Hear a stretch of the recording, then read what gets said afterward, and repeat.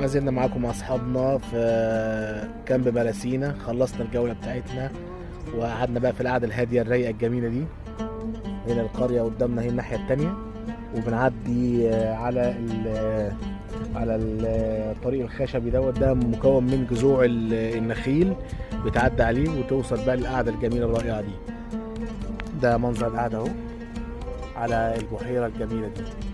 طبعا القعدة السقف بتاعها بوص، وهنا الترابيزه الخشب الظريفه دي، وهنا بقى تكيات بقى كده جميله كده ترتاح فيها. بصراحه القعده مش عايز اقول لكم من هدوء الاعصاب وجمال البحيره والسمك اللي تحت منك.